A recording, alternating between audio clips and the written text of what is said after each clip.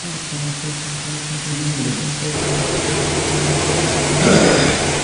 Krishna and good evening to everyone. Welcome to this evening's Srimad Bhagavatam class. Welcome to our online Mayapur TV viewers, and welcome to our ISKCON Sydney YouTube viewers. Thank you for attending. So this Bhagavatam will be a little bit different in the sense there is no Srimad Bhagavatam shlokas to be quoted particularly in specifically. However, the speakers will be speaking on their chosen personalities extracted from the Srimad Bhagavatam. So, as we know, there are great Vaishnavas, Leelas being narrated in the Srimad Bhagavatam, along with Lord Krishna and their interaction, their relationship with each other. And Lord Krishna, as we know, has got so many wonderful Vaishnavas and devotees.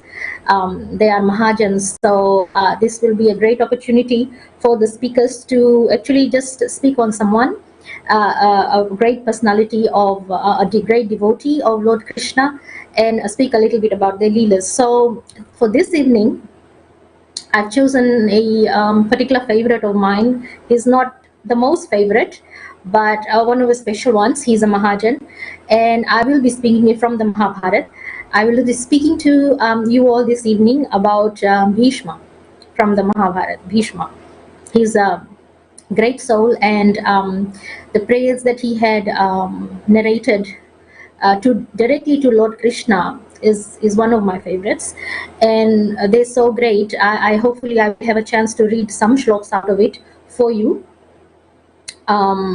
His Holiness Tamal Krishna Maharaj is known to actually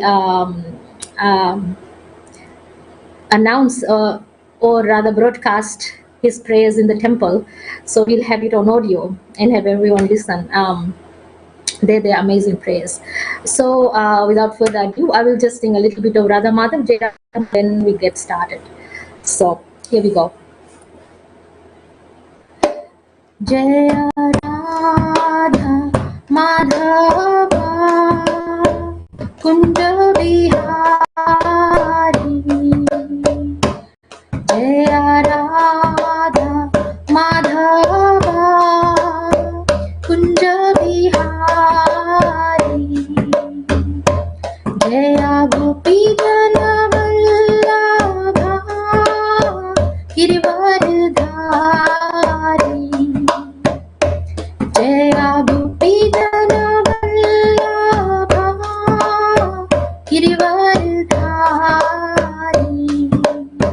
Yashoda Nandana Vraja Jana Ranjana, Yamuna Tira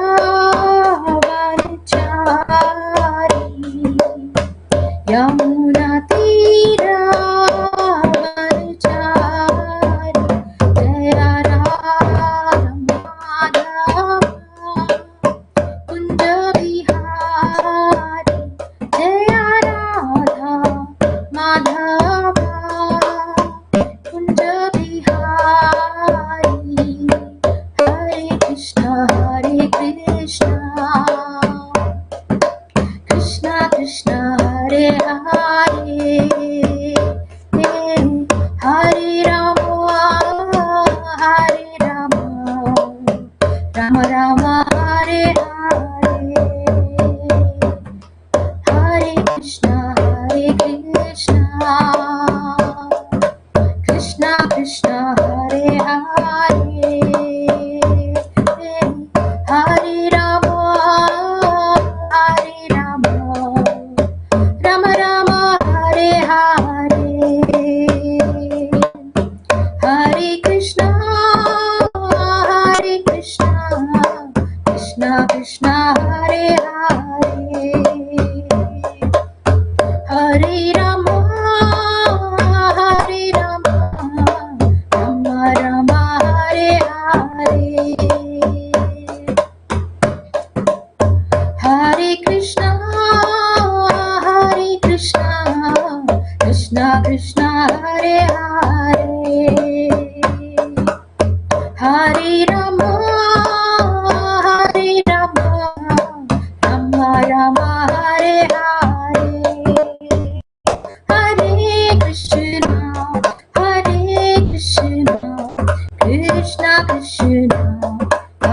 Hare Hare, Hare Rama, Hare Rama, Rama Rama, Hare Hare, Hare Krishna, Hare Krishna, Krishna Krishna, Hare Hare, Hare Rama, Hare Rama, Rama Rama, Hare Hare, Hare Krishna,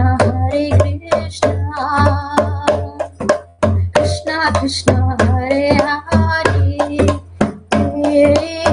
Hare Rama, Hare Rama, Rama Rama, Hare Hare, Hare Krishna, Krishna Krishna, Hare Hare,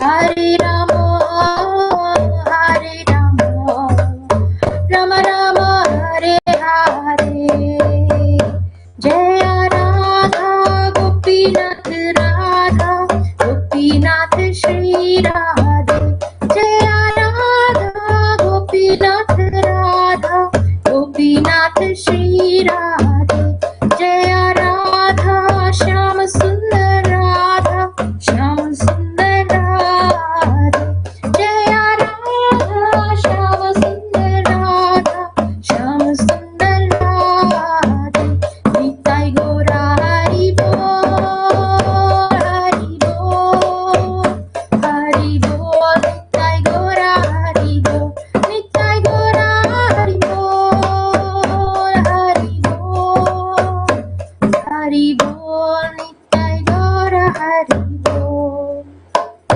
Jai Om Vishnupad Paramahansa Parivircharya Suprasata Shri Srimati's Divine Grace Abhay Chanaravinda Bhaktivedanta Swami Srila Prabhupada ki jai, ISKCON founder Acharya Srila Prabhupada ki jai, Ananta Koti Vaishnav Vrinda ki jai, Namacharya Srila Haridas Thakur ki jai, Prem se kaho Shri Krishna Chaitanya Prabhu Nityananda Shri Advaita Gadadhara Srivasadi Gaur Bhakta Vrinda ki jai, Shri Radha Krishna Gop Gopinath Sham Kun Radha Kun Giri Govardhan ki jai, Vrindavan Dham ki jai, Mathura Dham ki jai, Navadip Dham ki jai, Shri Jagannath Swami ki jai, Yamuna Mai ki jai, Srimati Tulasi Devi ki jai, Samved Bhakta Vrinda ki jai, Nitai Gaur Premanandi.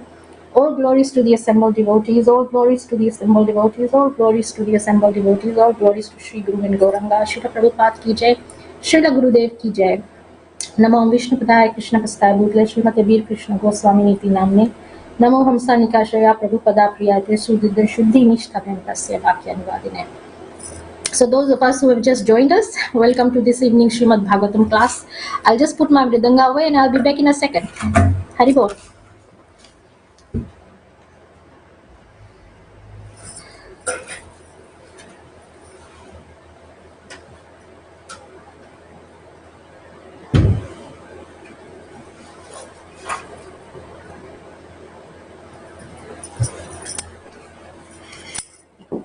Okay, so to all you Vaishnavas, welcome.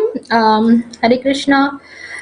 This evening I'll be talking to you about Bhishma Pitamah, one of the greatest personalities. I must admit I've spoken about him before. So this is from Canto 1, Chapter 9, I believe. And this is live streaming from home, obviously. So all the speakers who will be speaking to you this week will be live streaming from their homes. But it's not really from our homes, it's from our hearts and our love and devotion for Sri Radha Gopinath Temple in North Sydney. So we might be in Corona's time, we might be out of the temple or away from Gopinath, but Gopinath is never away from our hearts. So he's always in here. So let's get started. Om Namo Bhagavate Vasudevaya. Om Namo Bhagavate Vasudevaya. Om Namo Bhagavate Vasudevaya. Narayanam Namaskrityam Naram Chaiva Narottamam Devam Saraswatim Vyasam Tato Jaya Mudire Nasta Prayashu Badrishu Nityam Bhagavata Sevaya Bhagavati Uttama Shloke Bhaktir Bhavati Naishtaki Krishnaya Vasudevaya Devaki Nandanaya Cha Nanda Gopa Kumaraya Govindaya Namo Namaha. Okay, so as mentioned, Bhishma Pitamah. So who was Bhishma? He was my he was the son of the goddess Ganga Devi, and not only the son of Ganga Devi, he was also the son of Shantanu. So what was so special about him? So we're gonna take a step back to his past life. Who was he before he was Bhishma Pitama? Actually, he was cursed. So how did he end up having this curse? And he not only had curse, he also had blessings. So he is a very interesting character. So in his past life, I'll take you back to his past life. So in his previous life, Bhishma Deva was one of the 8 Vasus, and his name was Prabhasha. And his wife, he had a wife, and his wife desired this Kamdenu. Kamdenu is a wish fulfilling cow. And that cow belonged to Vashishta Muni, and she wanted something that belonged to Vashishta Muni, basically. And obviously, the wish fulfilling cow will fulfill any wishes that you want, anything and everything. So it's really actually not a good thing to desire something that belongs to somebody else. But here was this lady, she wanted the Kamdenu cow, so it became the duty of the husband to give her. I mean, these days, oh well, let's not go there. We'll just finish the story first. Anyway, so a good husband, as he decided to fulfill her wishes. He was one of the 8 Vasus, so he took the rest of the 7 Vasus, they're his brothers. All 8 of them went to Vashishta Muni's ashram, and there they stole his cow. But Vashishta Muni came to know about it. So he then cursed them. He said to all of them that you will all endure a long suffering life on earth. So obviously Vashishta Muni was not on earth, and these Vasus were not, they were in the heavenly planets. So they fell down to the earth. So what they did was they persuaded Mother Goddess, the goddess Ganga Devi, to be their mother and to deliver them. So what happened is she agreed. And actually, Ganga Devi was also cursed to come down to earth, because there was a program, celebration going on at Lord Brahma's abode, and the wind blew her sari or something, and one of the gentlemen over there in the heavenly planets happened to look at her. Everybody else lowered their eyes except for this one person. So Lord Brahma cursed Ganga Devi, and Ganga Devi also welcomed the attention. So they were cursed to come down to earth. So she was coming down to earth. She said, why not deliver the Vasus who were also coming down to earth? This is all the Leela of Supreme Personality of Godhead. Anyway, so she came down, and she gave birth. She and Shantanu, the other guy, he also came down as Shantanu, the king. And she gave birth to 7 babies. But the promise that she made the promise that she had Shantanu make was that whatever she did, never question her. So after every baby that was born, I think you all know the story, she went and dipped them in the Ganga and then drowned them there. So these 8 Vasus, one by one, even though they were born in this earth, as soon as they were born, they were drowned in the water. Basically, Ganga Devi, she took them. So they were delivered. But the last one, the 8th one, who was Prabhasha, who was Bhishma, she was about to drown him, but Shantanu interrupted her and said, what are you doing, Devi? So the promise was that if he ever asked her anything, then she would leave him. So that is where she left. She took the baby with her. She didn't drown the baby, obviously. And there because he was the one who actually stole the cow, Prabhasha. So he had to stay back the longest on this earth. Because the rest of the 7 brothers, they got liberated. And they went back to their abode. So anyway, so coming back, he was trained. So Ganga Devi took her, and he had some fantastic teachers. I mean, actually that same Vashishta Muni was his teacher, Bhishma Dev. He was known as Devrat as a young boy. And Vashishta Muni taught him all the Vedas. And I'm gonna just skip a little bit because my notes are somewhere else. Okay, so I'm gonna tell you who his teachers were. He had some very excellent teachers. So he was the student of Parshuram. He was also an intimate student of Vashishta Muni. Um, the Sanat Kumars also taught him. Actually, I'll tell you that later because my notes are, I'm kind of skipping everywhere. But he was, as we go along, I will probably read out to you where his teachers were. But there were some very, including Brahaspati. Brahaspati is, Brahaspati, Sanat Kumar, Vashishta Muni, Parshuram. So what had happened is because he had these greatest personalities to train him, he was extremely knowledgeable, fantastic. There's no match. Very rare you'd find someone like that on earth who had such knowledge. And because he was the son of a goddess, which is Ganga Devi, he was also God. So we had this walking, talking God on the planet Earth. So he was this fantastic personality right from the beginning. So, but he was bearing this curse because he had stolen the Kamdhenu, the wish-fulfilling cow. So then what happened afterwards, he not only had this curse, he also had this boon.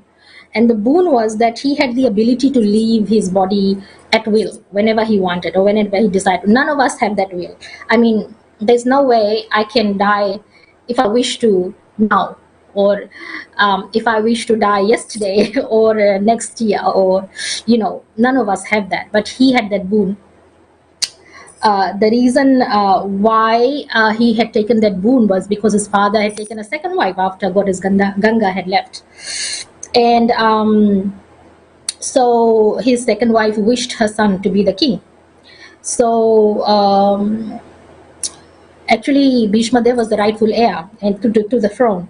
But he, in order for his father to marry the second wife on this condition that her son will be the king, he decided to stay celibate all his life, renounce the throne first of all. And then she said, well, what if you have a son and you're the king and not mine? So he decided to take up celibacy. So he is going to not only renounce the throne, but renounce the wife as well. So because of this vow, he became known as Bhishma. Previous to this, he was Devrat. But after he took this vow, he was known as Bhishma. The Bhishma Pratigya means severe or terrible oath. So apparently celibacy is extremely hard. So to adopt, it's practically impossible on this planet Earth for people to take a vow of celibacy, never get involved in a marriage or with the opposite sex. So because he had taken this vow, his father gave him this boon that he will leave his body whenever he wanted. And and he also had this other second oath he made to the minister of his father's. So this oath he took to the ministers, his father's ministers, that he would serve the crown prince, whoever it is, and faithfully, if the crown prince or the king wasn't capable enough. So because Bhishma was the most capable person present on that time to rule that kingdom, Hastinapur, so nobody could be his match. And it just in case the presiding crown prince or king wasn't competent enough, then he would make sure that he'd stand by and serve that crown prince and king. So actually the moral of the story is never make all these vows, because what had happened was, in order to fulfill his vows, he had to live so long, because there wasn't a period where that Hastinapur ever had a deserving king or a deserving prince. So continuing from there, he had a half brother, Vichitra Virya. his half brother, so the crown prince, the son of Shantanu and his second wife. Um, so, in order to have him married, he abducted three princesses. These three princesses were of Kashi, and there was a swambar going on, and they were not invited. Bhishma, the kingdom Hastinapur, they were not invited, and so Vichitra Virya was not invited. So he decided, well, if they are not invited, let me just kidnap these three princesses for his brother. And in those days, they used to do those things. Kidnapping was actually a way of marriage, just like Lord Krishna kidnapped Rukmini. But it really wasn't a proper kidnapping, because Rukmini had written a letter to Lord Krishna to say, please come and kidnap me. So she was a very willing victim of kidnapping. So it really wasn't a proper kidnapping. But anyway, that's in those days, that is an acceptable marriage. There are different kinds of marriage. So one of them was by way of kidnapping. um, Others are obviously the proper arranged marriage, and then there's Gandharva wedding, and there's a Rakshasa wedding, all kinds of weddings. So this one was the kidnapping one. And what happened was, the eldest princess, her name was Amba. She was actually in love with the king of what was it, Sobal and Shalva. So she was in love. So she was waiting with a Varmala for Shalva. Unfortunately, she got kidnapped. So she wasn't really happy being abducted. So at the end, when she told Bhishma Dev about her secret love for this king, Bhishma Dev returned her actually to Shalva. But he said, well, once you're gone, you're gone. I'm not going to accept you back. So Shalva was rejected his the love of his life, or the love of her life. She got rejected. So anyway, so instead she asked Bhishma to marry her now, because she was without a husband. And Bhishma said, oh, I've got a vow, so I can't marry you. She got really insulted, because she got refused by two men.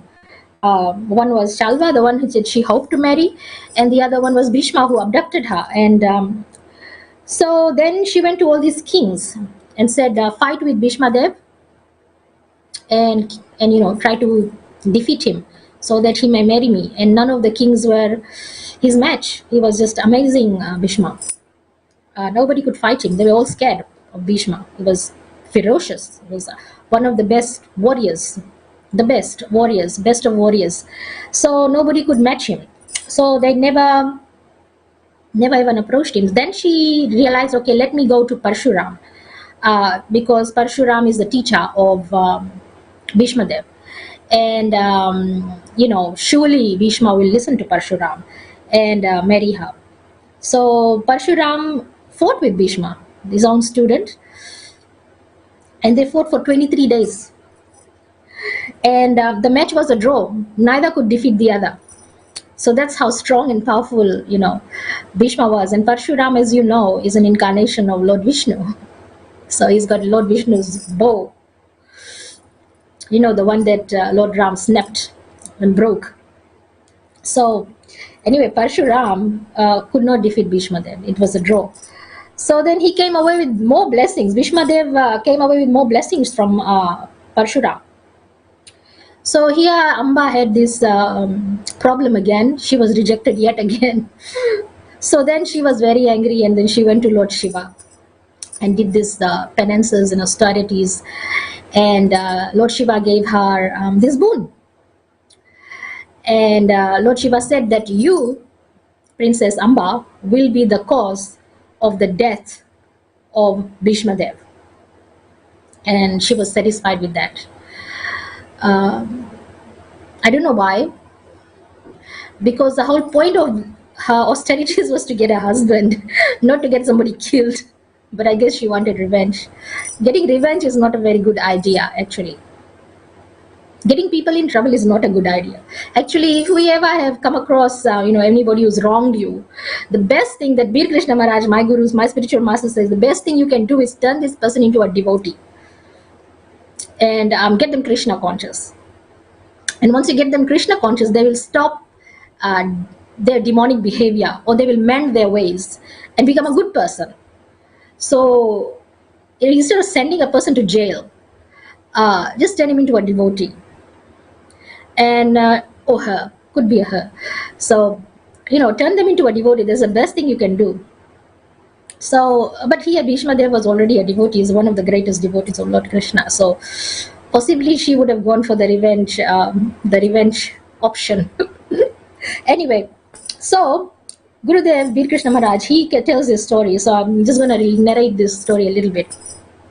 She gets born as Shikandini, Drupad's daughter. So her name was Shikandini, but Drupad was told that it's not a she, it's a he. But she was actually born, Amba was born as a girl, but the king was told that your child is a boy. So Shikandini or Amba was actually brought up as a boy, as a prince. I can't imagine being brought up as a boy. I mean, a female body. I'd never really identify with being a prince, but here she was brought up as a prince, to the point that she was actually married to a princess. So on their wedding night, the princess to whom Shikandini was married to discovered that this is actually not a husband. My husband is a woman. So there was a big problem. Anyway, Shikandini ran away to the forest, apparently, and there she met a yaksha. Yeah, she went to the forest and met a yaksh, and she was crying, and so the yaksh took pity on her, and he exchanged his gender. So it was a he. He exchanged his gender with Shikandini, and so Shikandini became Shikandi. So now he's got a male body because that male gender was exchanged by the yaksh, and the yaksh became a yakshini. So he became a woman. And anyway, Kuber, who is the treasurer of the heavenly planets, happened to notice this yaksh, who became a woman, and he didn't like it very much. So what he did was he cursed the yaksh. You took the gender away from a woman, so you can only get your maleness, I don't know if that's a word, your maleness back, your gender back, when this woman dies. So Shikandini would have to die in order for him to become a him again, now that he's a her. So anyway, if you can understand my meaning. So and then what happens is there's this Mahabharat, the Kurukshetra war. We all know about that. And Bhishma is on the side of Duryodhan, and the Pandavas are on the other side of Dharma, and Lord Krishna is driving their chariot. It's just the five Pandavas, the brothers, and Lord Krishna against the entire Kuru dynasty. Of course, there's the Pandavas' children, and grandchildren. So they have their own army, but obviously Duryodhan has got the divine army, which is Lord Vishnu's army, the entire army. And so what happens is, there's fighting going on, and on the 10th day, Dronacharya, who's the teacher of the martial arts to all the brothers, the Pandavas, and Duryodhan, the Kurus, and everything, Dronacharya, he accuses Bhishma. You don't want to kill the Pandavas. You are just playing with arrows in the field. You are too emotional. You are too attached to the Pandavas. Obviously, he was. Bhishma Dev loved the Pandavas. So Dronacharya gets mad at Bhishma Dev, and he accuses him that you are, not killing Arjun, specifically Arjun. So then Bhishma goes to Arjun, and he tells, because now, because Bhishma has got this boon that he cannot die unless he wishes to. So who's going to defeat him? So then, sorry, the phone. So then, he likes Arjun, he likes Pandav. So he goes to Arjun to give him a hint, to see that, he hints to Arjun that he will not fight a woman. He will not fight a woman. So if there's a woman in the field, he'll put down his arrows, he won't fight. So then Arjun decided, oh, he says, Shikandi was actually Shikandini, it was Amba, in that body. So even though he looked male, but he was female. So he uses Shikandi as a shield. And obviously then Bhishma puts down his arrows and he cannot shoot Arjun. So then Arjun shoots all these arrows at Bhishma Dev on the 10th day of the battle. And it is said that not even a finger span divided one arrow from the next. There were so many arrows all over his body, everywhere, that you could not even put a finger in between one arrow to the next. There were so many arrows. And he still was not dead. Bhishma Dev was still not dead. So he was, he fell on the ground, and obviously he was laying on the bed of arrows. And then, he requested to have his head supported. So Arjun had to fire some arrows just to support his neck, to hold him up above the arrows. You all know the story, and it's I'm sure it's a very famous story, so you all know about it. So I'm not going to go there. Anyway, the Kurukshetra battle, it ends. And Yudhishthira, the Pandavas, they win. You know that too. Dharma always wins. By the way, whoever is on Lord Krishna's side wins. Dharma always wins. So this is actually a moral story for us as well. Let me check the time. It's 8 o'clock.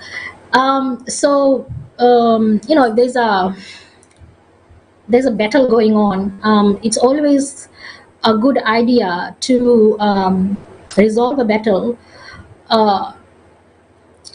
by understanding what would please Krishna. So the Pandavas, they fought the battle for Krishna, to please Krishna. They did everything that, whatever they did was to please Krishna. So whenever we have an issue in our life, we have to think like that, what's going to please Krishna.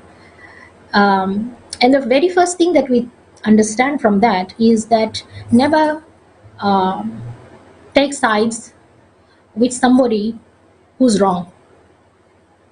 Like for example, Duryodhan obviously tried to disrobe Draupadi. Even though she had 5 husbands or whatever it was, she was still a devotee of Lord Krishna. So you never try and disrobe a woman who is a devotee of Lord Krishna. If you do that, then obviously you are like Duryodhan. And if you take Duryodhan's side, then you are not on Lord Krishna's side, and you're bound to lose. And this is Kali Yuga, obviously, but there's lots of Draupadis in Kali Yuga who get disrobed, by the way. So whoever supports such people, or whoever does these deeds, they basically go to hell. Lord Krishna does not tolerate these kinds of things. Even though on the face of it, one may appear to have gotten away with such crimes.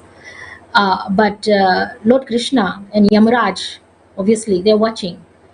And it has been known that, it depends on how serious the crime is. It can actually, the effects, the reaction of it can fall on the generations and the generations and generations to come.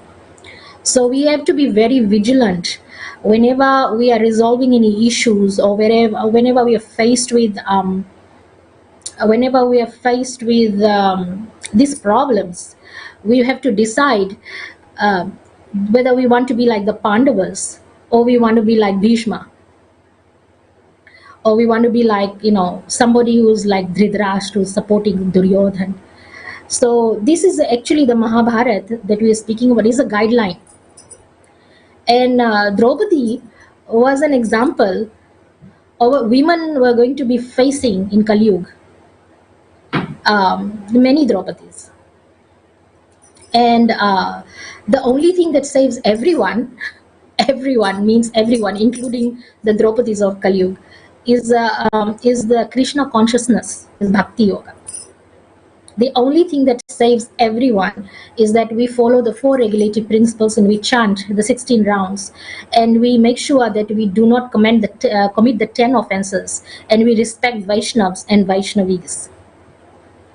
And the best way to do that, sometimes you have to listen to your heart, because Lord Krishna resides in your heart, and he speaks from there.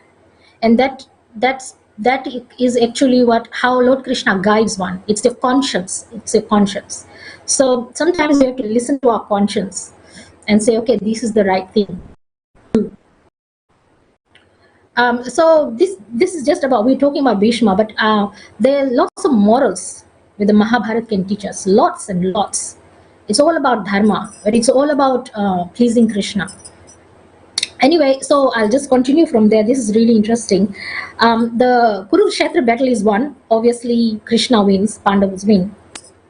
And then now Yudhishthir Maharaj, he becomes Yudhishthir Maharaj. He gets coronated, so he gets coronation. So after the coronation, Yudhishthir Maharaj offered his praise to Lord Krishna with thanks. And Lord Krishna hears this prayers and he smiles. These are some notes that I hand wrote very fast. So I'm trying to decipher my own writing, and it's a little bit difficult. It's like a doctor's handwriting sometimes. So let me see what I wrote. So Yudhishthira Maharaj says, he expresses that he's really, really tired and his body is all scarred and wounded from the fights. And he says, I'm tired and we all should go and rest in our palaces. So they decide to go and, rest in their palaces. And these palaces, the kingdom, are these palaces made by Duryodhana and his brothers, by the way. So Bhim goes to Duryodhana's palace. It's very opulent, and there are very many males and female servants there. Arjun goes to Dushashan's palace, and the gateway of Dushashan's palace is made of gold. Lord Krishna and his charioteer Satyaki also took rest in the palace with Arjun. Nakul and Sahadev entered the palace that was previously belonging to Durmukha and Durmushan. These palaces were opulent like palaces of Kuber. So Kuber, as you know, is a very rich guy. He's the treasurer of the heavenly planets. So he's got lots and lots of money. So after resting for the night, the next morning, Yudhishthir Maharaj visited the palace of Arjun and Lord Krishna.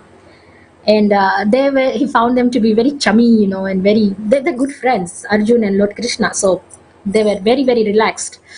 And, two people who are so relaxed with each other means they're really good friends. So if they can, like Lord Krishna was on the bed and Arjun was, putting his head on his lap. So that is a very relaxed situation. I mean, I couldn't imagine doing that with Lord Krishna, but Arjun was a good friend of Lord Krishna, very relaxed with each other. Anyway, he finds them there well rested. And then Lord Krishna gives an advice. Lord Krishna says that Bhishma Dev is lying in the bed of arrows on the battlefield, still alive. So he's still alive after Yudhishthir Maharaj is coronated, by the way. And he says that Bhishma is my devotee, and he is always thinking of me. And he advised that Bhishma Dev was a very learned student of Parshuram and Vashishta Muni. He knew the 4 Vedas. He was the son of Ganga Devi, and he was taught by Sanat Kumar, who is the eldest son of Lord Brahma. And Brihaspati also taught him the Shastras and political science, as well as Shukracharya. So Shukracharya was also a teacher. Shukracharya is the guru of the demons. So he was also a teacher of Bhishma Dev. So he said that Bhishma Dev is about to leave. He said, because he's about to leave, he will take all this perfect knowledge along with him. And this perfect knowledge actually makes him a perfect devotee of Lord Krishna and highly qualified. So Bhishma Dev was highly qualified. But unfortunately, he had to fight on the other side. Sometimes, in order to Lord Krishna's wishes, his devotees have to take the position of the other side. And Lord Krishna will never fight with a person who is not his devotee. So he will even, in fact, the person that Lord Krishna will fight with on the other side would have to be Lord Krishna's devotee. Anyway, so he says to Yudhishthira Maharaj that there is nothing there that Bhishma doesn't know. And so this is the time to inquire about anything that he wants to know. And he said the time is short, and as soon as when the sun sets his course on the northern region, Bhishma was going to leave his body. So we are okay. So how are we time for time? I'm just checking the time. So Bhishma was about to leave his body, and before he happens to go, consult him on ruling this kingdom, because now Yudhishthir Maharaj had the responsibility of ruling this kingdom, and he needs all the knowledge, and there's no one better than Bhishma, because he ruled Hastinapur for so long. I mean, not that he ruled as a king, but he was made sure that the crown prince always had his good advice, and he was by prince and the king's side all the time. So he said this is the best time to get your tuition. So Yudhishthira Maharaj and the Pandavas, they agreed, and they mounted on their chariots and made their way to the Kurukshetra battle. At that time, Bhishma Pitamah was surrounded by the foremost of sages and rishis. As soon as there is like some kind of wonderful knowledge that is meant to be, imparted, the sages and rishis will arrive on the spot. You will notice in the Srimad Bhagavatam all the time, when Shukadev Goswami was about to speak, all the sages and rishis were there. When Lord Krishna was about to speak to Uddhav just the other day, Maitreya came, sage Maitreya came. But there are many times, as soon as there is some knowledge, great knowledge to be dispersed, the great rishis would automatically arrive over there. So it is said that Vyasadeva was there, Narad Muni was there, Asita was there, Jaimini was there, Maitreya was there, Vashishta Muni was there, Sanat Kumar was there, Valmiki was there, Parshuram was there, Pulaha, Kashyap, Parashar, Gautama, Markandeya, Sukadev Goswami was also there. They were all surrounded.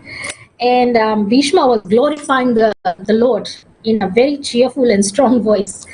And he was seeking refuge with Lord Krishna and seeking protection, and he was saying amazing prayers. I don't know if we will have time. I'll try my best to read a little bit of his prayers, but just to kind of skip then to the place where his focus was on Lord Krishna as Parthasarthi. Parthasarthi is a charioteer of Arjun, where he has the whip in one hand and the rein of the horse in the other hand, and and his body is smeared with dust, and his face is moistened with perspiration, and his hair is disarray, and he is facing Bhishma Dev in the battle of Kurukshetra, and he remembers Lord Krishna as Parthasarthi. That's his Ishta, that's his God, that's the form in which he worships Lord Krishna. Not only that, but particularly when Lord Krishna lifts the wheel of the chariot, and he breaks his promise that he will not lift a hand to fight in the battle, but just because Bhishma Dev is his ardent devotee, very highly qualified, high level devotee, that in order to please his devotee Bhishma Dev, Krishna lifts the wheel of the chariot and rushes madly towards Bhishma to fight with him. And Bhishma is shooting arrows at Lord Krishna, Parthasarthi, and Krishna is taking those arrows on his body, like it is described as like the bites of a lover, because those are coming from the devotee, and so Krishna is really accepting those arrows. I mean, I can't even imagine, but the relationship between the two is amazing. So Bhishma is worshipping and focusing Lord Krishna in that form, while he's lying on the bed of arrows, and glorifying Lord Krishna in this most cheerful, amazing voice, strong voice. And he's seeking refuge in Lord Krishna and protection. So, and then the Pandavas arrive on the scene, and while they are there, they see mountains. If you can imagine mountain, I don't know which mountain do you know. The other day we went to the Perisha valleys. There were mountains there. There were lots of mountains. So if you can imagine, big mountain of dead bodies, mountains of animals, like there were horses and things, elephants, mountains, because there were millions and millions of soldiers who had died. So, and you saw mountains of like piled, and bodies were being burnt. So the pyre of bodies were being burnt in a mountain. It was a really horrible scene. Bodies were strewn here and there. The cremation was going on, while there were so many rotting, dead bodies around of animals and humans. Anyway, they proceeded, and then they finally saw Bhishma lying there on the arrows. But his consciousness was fixed on Lord Krishna. So they offered their obeisances to all the sages and Bhishma Dev, and Lord Krishna, he stood at the feet. Lord Krishna stood at the feet of Bhishma Dev, and the Pandavas, they were sitting nearby Bhishma Dev.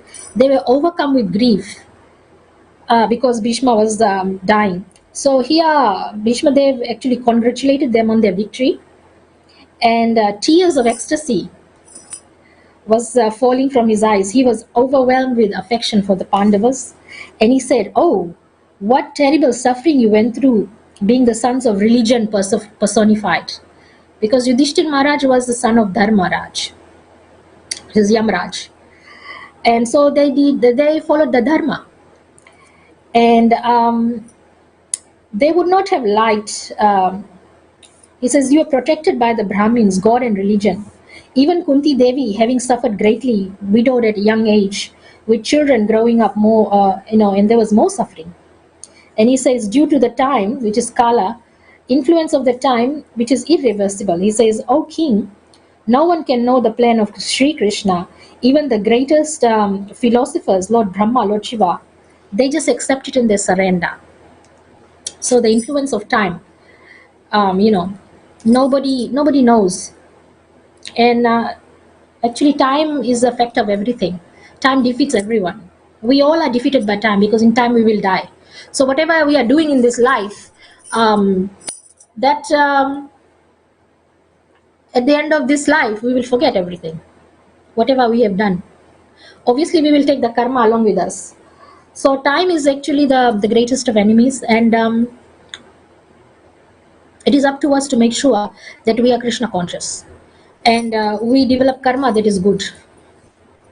Never hurt anyone, or never, commit Vaishnava Prad. Just surrender to Lord Krishna. So here, then he advises Yudhishthira Maharaj that he is responsible for the subjects of the kingdom, and that he has now he is helpless, and this was his duty. So he also tells Yudhishthira Maharaj that the person, and Arjun, he tells Arjun specifically, that the person you think is your friend is actually the Supreme Personality of Godhead. So he's telling them that he's God. He's not just your friend, but he's God. So, and then he says, Lord Krishna, he says to Bhishma Dev, he says, "Oh Bhishma, I hope your mind is not clouded, your limbs are not in pain.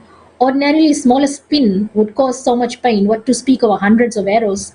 Just now, Yudhishthir is overwhelmed with lamentations and the death of so many of his kinsmen. All the duties of the Varnas and the four ashrams are well known to you. You are also conversant with the four Vedas and the four branches. No other man can destroy the doubts in the heart of Yudhishthir. With the aid of your intelligence, will drive away the doubts of the son of Pandu. Your devotion for me is great. For this reason, I have appeared before you in your final moments."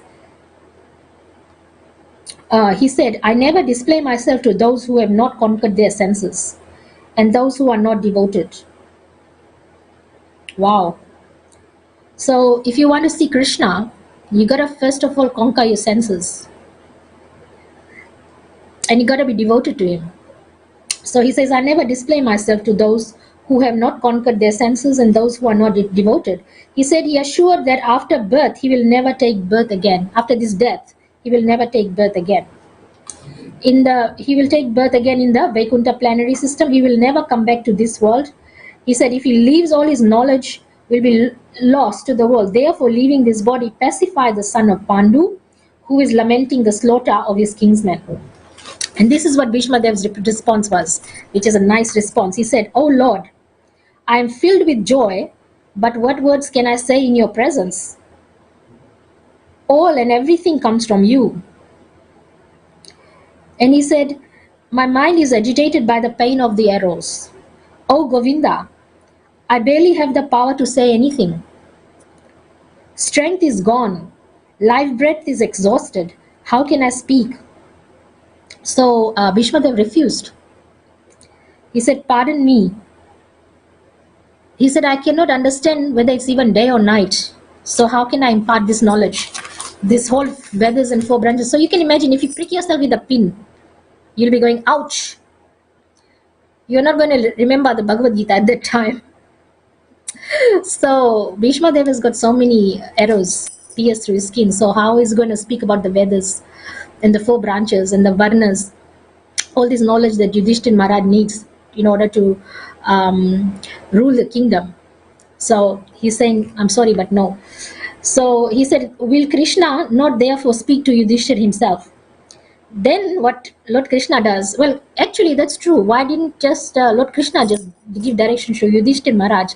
That the reason is that Lord Krishna wants to glorify his devotees and wants to show the greatness of who they are.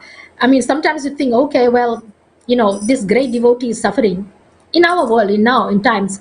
How come, Krishna hasn't like given some divine help and done some magic and, rescued this particular devotee? That's not it. Lord Krishna knows what caliber this devotee is made of, and how this devotee is going to cope with whatever issues or problems there are. I mean, they shine like a diamond. And Lord Krishna does this. So he wants to glorify his devotees. And he wants to see them in their element. It gives Lord Krishna a lot of pleasure to see, his devotees shine. Just like we are cheerleaders and we are standing there. If our son or our daughter is running a marathon, we will be cheering on the sideline saying, "Win, win, win." So Lord Krishna is the same. He is on the sideline. He's watching his devotees go. It's a "you go." So he wants to see his devotees in all their glory, in all their action. So here he wants Bhishma Dev to speak.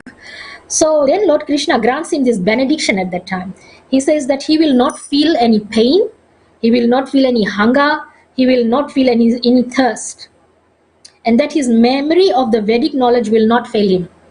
So Lord Krishna blesses him. So, and he says, whatever question Yudhishthira asks, he will be able to answer it with his grace. As soon as Lord Krishna bestows this blessing on Bhishma Dev, then all these celestial flowers from the heavens, they start, showering all over Bhishma Dev. And wow. And the Gandharvas, they start singing. And, the sun was in the western horizon. It was not in the northern one. So then the Pandavas agreed to come the next day. So then Lord Krishna asked if, when they come back the next day, Lord Krishna asked Bhishma Dev, "Did you pass the night, peacefully? Or did you feel any pain? Or is your intelligence clear now?" So he's asked very gently. Lord Krishna can be very gentle. Yes, he's very nice. And when he speaks, very, very sweet. His voice, Lord Krishna's voice is very, very sweet and very soothing. And he's amazing to talk to. And when he talks to you, you feel very safe, and you feel very happy, and you feel very protected, and you feel very special. That's Lord Krishna. Anyway, so he asked very gently. And then Bhishma says, all his pain has gone away. He can see the past, the future. It's all crystal clear.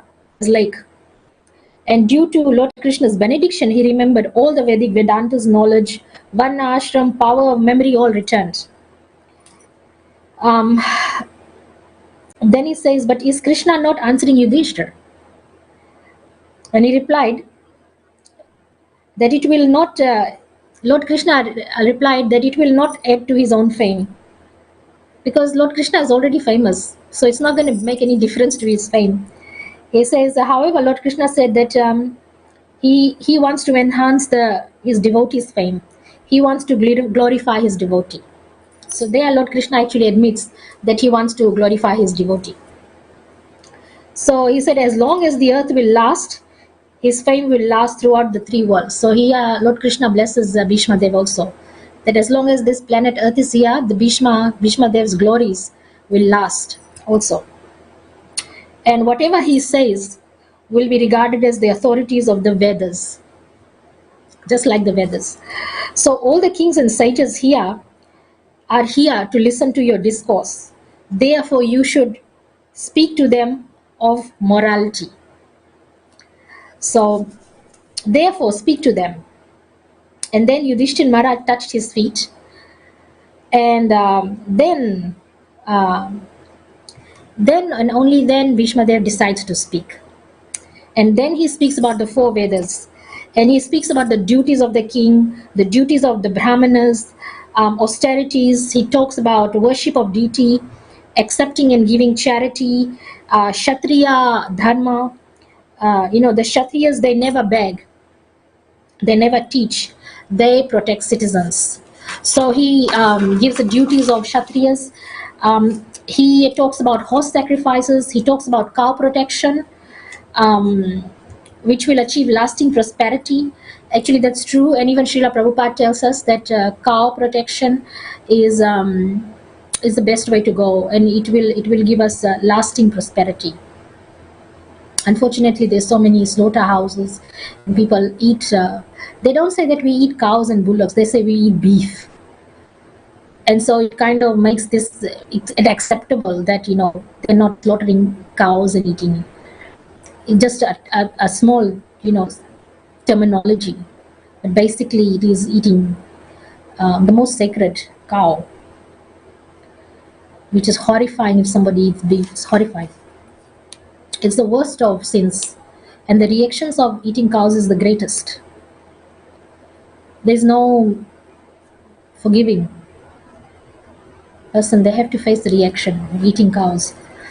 So he talks about charities to Shudras, the types of clothing that one wears, and Shudra should never give up their master. So Shudra is the servants, you should never give up their master. In Kali Yuga it happens. Actually, in Kali Yuga, what the Shudras do is they kill their masters and then take their master's place. And it is said that in Kali Yuga, Shudras will rule the kingdoms. I believe, these prime ministers or presidents who've been assassinated, according to the Shastras, the Shudras or the slaves or the servants are the ones who will be killing the presidents and the prime ministers in order to take their place, which is happening now. He actually talks about the engaging Shudras in their society, in their duties. He explains about the Varnashram. He talks about activities for salvation. He talks about women, their duties of women, how they should be protected. He talks about occupational duty of different orders. He talks about the status of life. And while he was talking about the status of life, at this point, the sun went to the northern region, the northern hemisphere, and Bhishma Dev stopped speaking here. And he prepared to leave his body. He fixed his mind on Sri Krishna, the four-armed form, and glittering yellow dress, and his lotus face, and sandalwood pulp on his body. And with his wounds that he gave to Lord, he fixed his mind on Sri Krishna in the Partha Sarthi form, and he went to the Vaikuntha planets. He had the form of Partha Sarthi was the whip in his right hand and the robe of the horses in the left hand. He focused on that particular form of Lord Krishna. He gave up his body, went to Vaikuntha planets, and emerged in the super soul of Lord Krishna. And as soon as he did that, all became silent. Everyone became silent, and Bhishma Dev stopped breathing. And then Maharaj Yudhishthir, he performs the rites, the final rites. And we have actually come to 8:30, but maybe I can read some of the prayers very briefly. It is on Srimad Bhagavatam Canto 1, chapter 9. And I'll just see what I can read.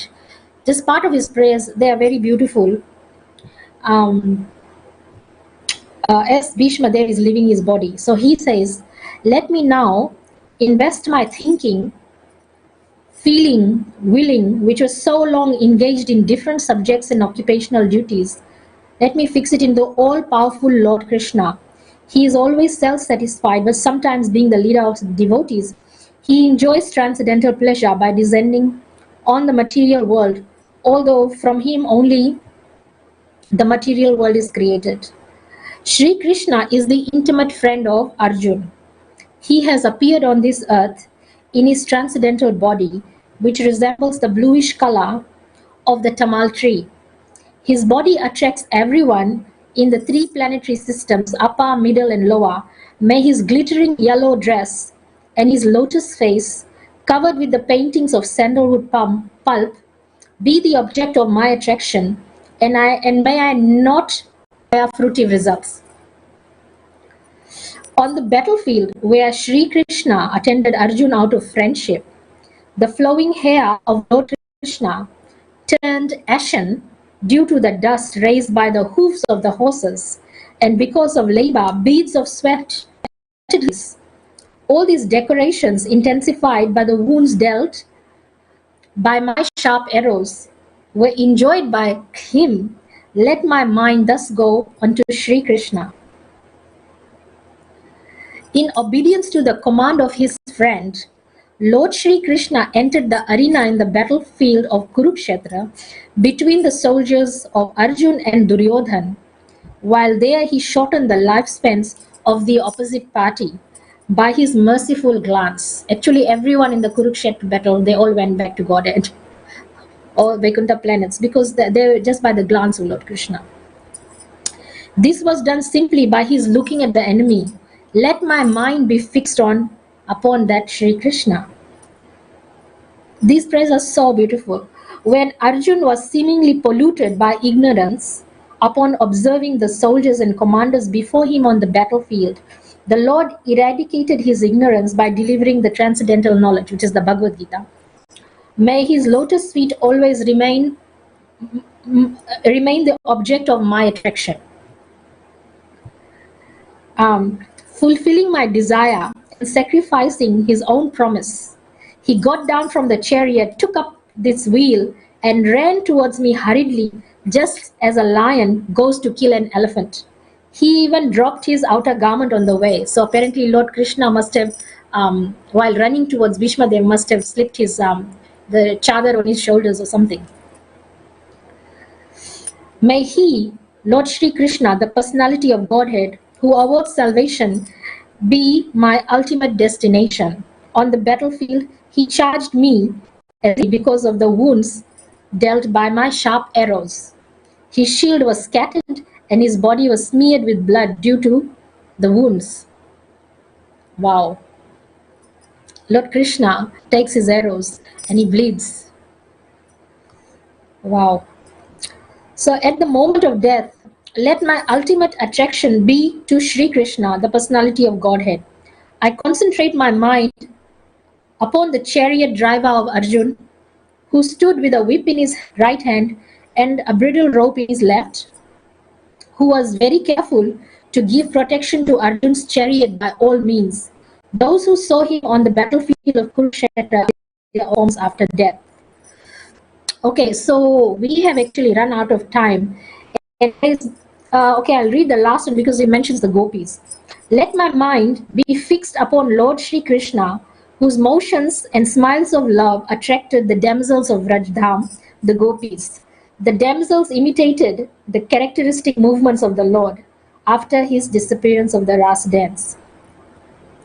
Okay, so he continues and he describes in this really beautiful, beautiful forms, beautiful prayers. So if you are interested in what else he says, read Srimad Bhagavatam, Canto 1, Chapter 9. I've just like stopped at text 41. So it starts from text 32, and I just read few of those because we don't have time for more. But I hope you enjoyed this evening's class.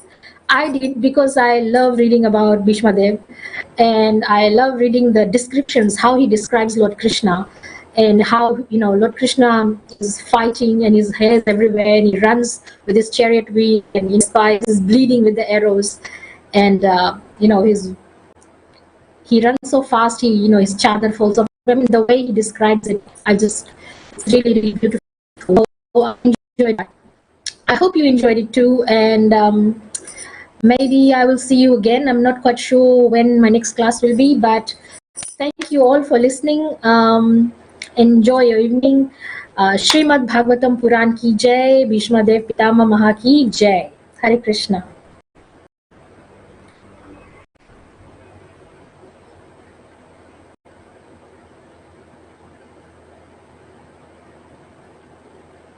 Oops. Okay, while we are waiting, I will just sing a little bit.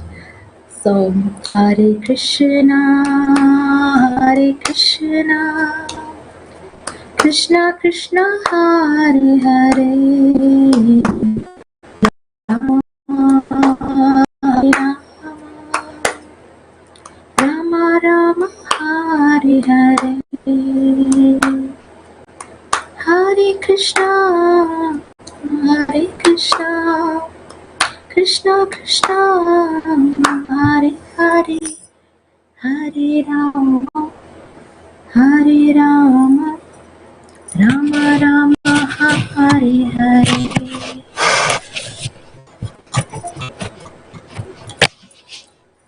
Okay, well, hopefully, let me try to get you some version of the deities, Radha Shyam Sundar.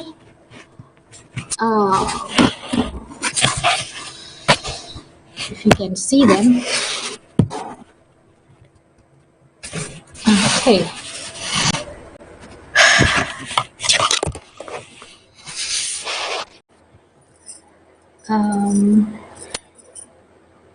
Hare Krishna.